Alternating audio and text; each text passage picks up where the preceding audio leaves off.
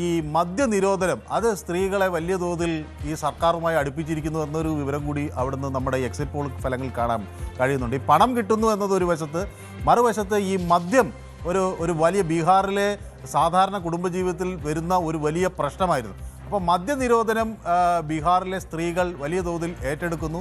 മദ്യം പുറത്തുനിന്ന് മറ്റ് സംസ്ഥാനങ്ങളിൽ നിന്ന് ബീഹാറിലേക്ക് കടത്തി വരുന്നുണ്ട്. അത് BJP തന്നെ അവിടെ സമ്മതിക്കുകയൊക്കെ ചെയ്തിട്ടുള്ള ഒരു ഫാക്ടറാണെങ്കിലും അത് പലപ്പോഴും ഈ നഗരപ്രദേശങ്ങളിൽ മാത്രമേ അതിൻ്റെ ഒരു ഒഴുക്കുള്ളൂ. ഗ്രാമപ്രദേശങ്ങളിൽ വലിയൊരു അളവ് വരെ മദ്യം തടയാൻ അല്ലെങ്കിൽ ലഹരിയുടെ ഉപയോഗം തടയാൻ ഈ സർക്കാരിന് കഴിഞ്ഞു എന്നത് ഗ്രാമീണ സ്ത്രീകളുടെ ഒരു കരുത്ത് അല്ലെങ്കിൽ ഒരു പിൻബലം ഈ സർക്കാരിന് കിട്ടുന്നതിൽ ഒരു വലിയ ഫാക്ടറായി മാറി എന്നുള്ളതാണ്. പിന്നെ മൂന്നാമത്തെ ഒരു കാര്യം, ഈ വളരെ പിന്നോക്കം നിൽക്കുന്ന SC/ST വിഭാഗങ്ങളിൽ BJPക്ക് വലിയ ഇൻറോഡ്സ് ഉണ്ടാക്കാൻ കഴിഞ്ഞു. അവരിലേക്ക് കാര്യമായി ഇറങ്ങിച്ചെല്ലാൻ കഴിഞ്ഞു. അവരുടെ ഒരു പിന്തുണ കൂടുതൽ ഉറപ്പാക്കുന്ന ഒരു സാഹചര്യം ഉണ്ടായിട്ടുണ്ട്. അപ്പോൾ സ്വാഭാവികമായി അവിടെയുള്ള ഈ ബ്രാഹ്മിൺ, ഭൂമിഹാർ തുടങ്ങിയ ഉയർന്ന വിഭാഗത്തിൽപ്പെട്ട ആളുകൾ ഒരു വശത്ത് പിന്തുണ കിട്ടുമ്പോൾ ഈ താഴെത്തട്ടിലുള്ള നിഷാദ് പോലുള്ള കമ്മ്യൂണിറ്റികളുടെ പിന്തുണ കൂടി ഉറപ്പാക്കാനുള്ളൊരു ശ്രമമാണ് BJP ഈ തെരഞ്ഞെടുപ്പിൽ പ്രധാനമായി നടത്തുകയും ചെയ്തത്.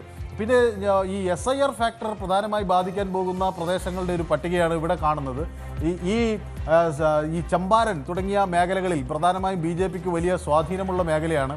അവിടെ കൂടുതൽ ആധിപത്യം ഉറപ്പിക്കാൻ ഒരുപക്ഷെ ഈ SIR വഴി കഴിയുമോ എന്നതാണ്.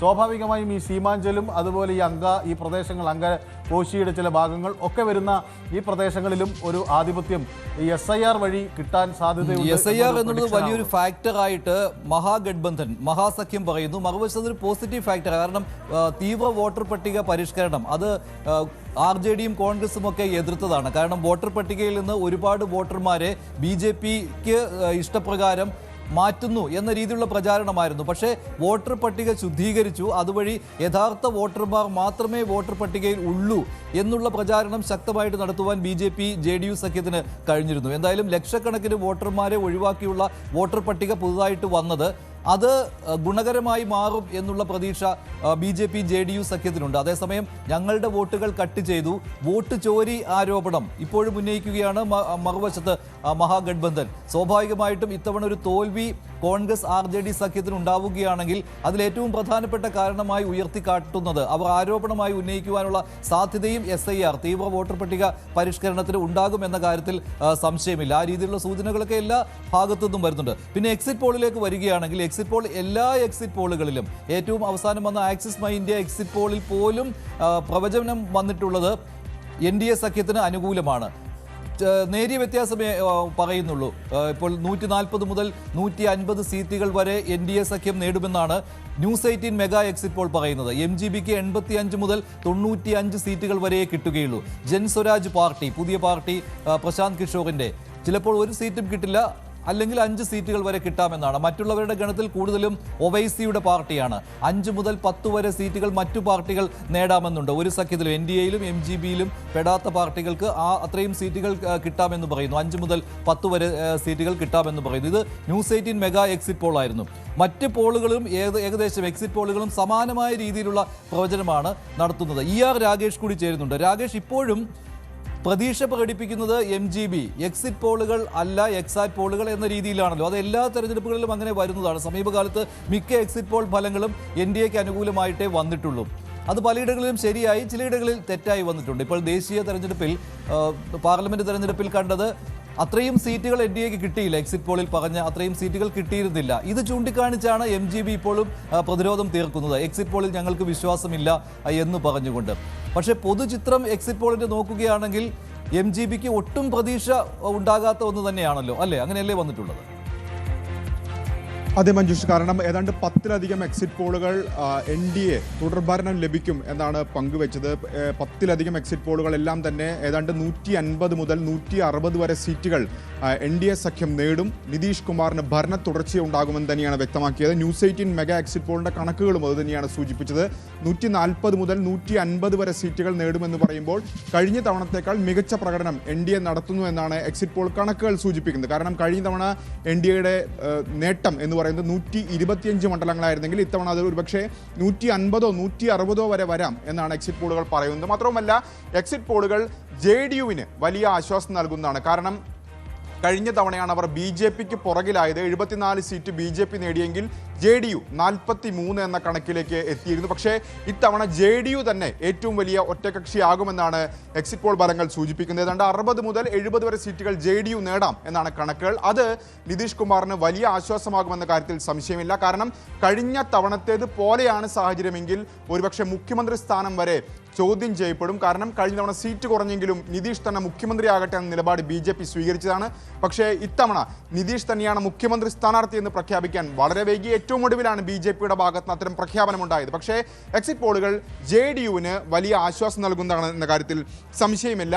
ഈ എക്സിറ്റ് പോളുകൾ കണക്കുകൾ നോക്കുകയാണെങ്കിൽ RJDക്കും കോൺഗ്രസിനുമായും വലിയ തിരിച്ചടി അവിടെ ഉണ്ടാകുന്നത്. കാരണം കഴിഞ്ഞ നിയമസഭയിലെ ഏറ്റവും വലിയ ഒറ്റകക്ഷി RJD ആയിരുന്നു. 75 സീറ്റ് അവർ നേടിയിരുന്നു. ഇത്തവണ പക്ഷേ അത് 50 മുതൽ 60 വരെ കുറഞ്ഞേക്കാം എന്ന നിലയിലാണ് കണക്കുകൾ.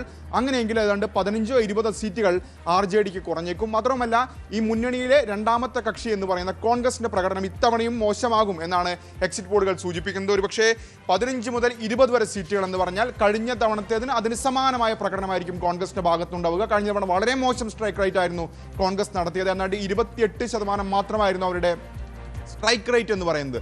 അതിനോട് ചേർന്ന് നിൽക്കുന്ന ഒരു പ്രകടനം മാത്രമേ ഇത്തവണ കോൺഗ്രസിൽ നിന്ന് ഉണ്ടാകൂ എന്നാണ് എക്സിറ്റ് പോൾ ഫലങ്ങൾ സൂചിപ്പിക്കുന്നത്. ഇടതു പാർട്ടികൾ 15 സീറ്റുകൾ വരെ നേടാം.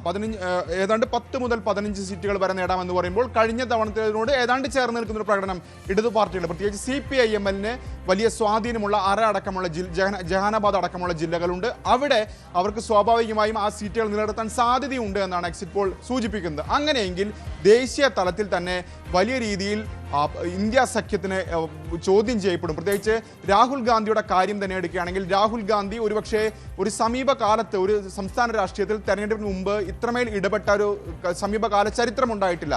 കഴിഞ്ഞ ബീഹാർ തെരഞ്ഞെടുപ്പൊക്കെ നോക്കുകയാണെങ്കിൽ രാഹുൽ ഗാന്ധി അത്ര സജീവമായി ഉണ്ടായിട്ടില്ല. പക്ഷേ ഇത്തവണ രാഹുൽ ഗാന്ധി തന്നെയാണ് അവിടെ വോട്ടർ അധികാര യാത്ര സംഘടിപ്പിക്കുന്നത്. ഏതാണ്ട് 2 ആഴ്ചയിലധികം നീണ്ടുനിന്ന യാത്ര, 25ലധികം ജില്ലകളിലൂടെ യാത്ര കടന്നുപോയി. അങ്ങനെ ഒരു തെരഞ്ഞെടുപ്പിന്റെ തുടക്കം അല്ലെങ്കിൽ പ്രചാരണം ആദ്യം നടത്തിയത് ഇന്ത്യ സഖ്യമാണ്. പക്ഷേ അതിൻ്റെ ഒരു ടെമ്പോ നിലനിർത്താൻ ഇന്ത്യ സഖ്യത്തിന് കഴിഞ്ഞില്ല. പ്രത്യേകിച്ച് സീറ്റ് നിർണയത്തിൽ വലിയ തർക്കമുണ്ടായി.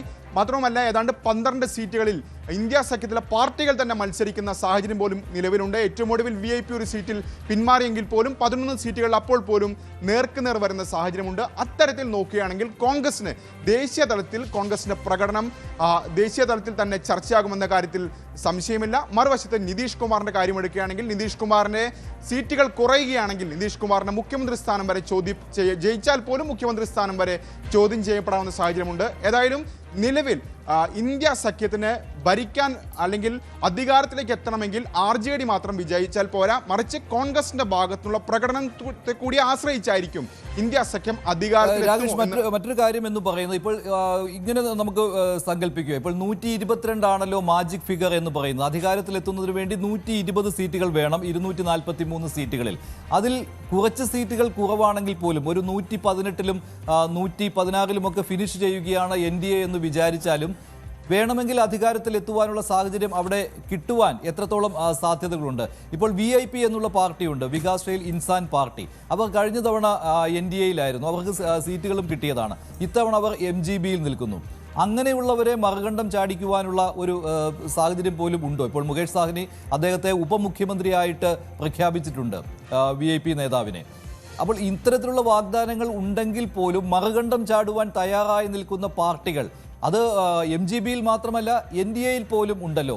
അപ്പോൾ 122-ലേക്ക് ഞാൻ NDAയുടെ മാത്രമല്ല MGBയുടെയും പറയാം, 122-ലേക്ക് എത്താൻ സാധിച്ചില്ലെങ്കിൽ ഒരു വലിയ കുതിര കച്ചവടത്തിൻ്റെ ഒരു സാഹചര്യം അവിടെ ഉണ്ടാകാൻ പോവുകയല്ലേ? കാരണം ചെറു പാർട്ടികൾ കുറച്ച് സീറ്റുകൾ നേടും എന്ന കാര്യം ഉറപ്പാണല്ലോ അവരവരുടെ ശക്തി കേന്ദ്രങ്ങളിൽ. അത് 2 മുന്നണികളിലുമുണ്ട്.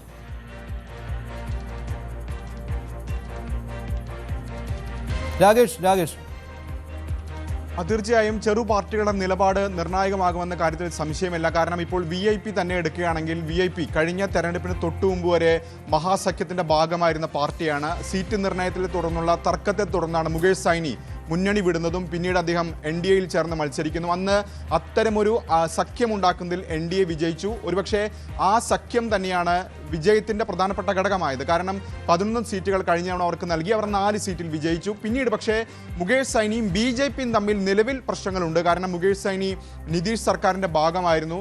പക്ഷേ ആ പാർട്ടിയിലെ മറ്റു 3 MLA-മാരും പിന്നീട് BJPയിൽ ചേർന്നു. അതിനുശേഷം മുകേഷ് സൈനിയെ പുറത്താക്കുന്ന സാഹചര്യമൊക്കെ ഉണ്ടായിരുന്നു. അപ്പോൾ അത്തരം രാഷ്ട്രീയ സാഹചര്യം അവിടെ ഉണ്ടെങ്കിൽ പോലും ഇത്തരത്തിൽ അടിയന്തര ഘട്ടത്തിൽ അല്ലെങ്കിൽ സർക്കാർ രൂപീകരിക്കാൻ ഏതെങ്കിലും തരത്തിൽ MLA-മാരുടെ ആവശ്യമുണ്ടാവുകയും VIP അത്തരമൊരു മാജിക് നമ്പർ BJPയുടെ ഭാഗത്തുനിന്ന് ഉണ്ടാവുകയും ചെയ്തു കഴിഞ്ഞാൽ അത്തരമൊരു നീക്കം BJPയുടെ മാനേജർമാരുടെ ഭാഗത്തുനിന്ന് ഉണ്ടാകുമെന്ന കാര്യത്തിൽ സംശയമില്ല. അങ്ങനെയെങ്കിൽ അത് ഇന്ത്യ സഖ്യത്തിന് തന്നെയായിരിക്കും തലവേദനയാകുമെന്ന കാര്യത്തിൽ സംശയമില്ല.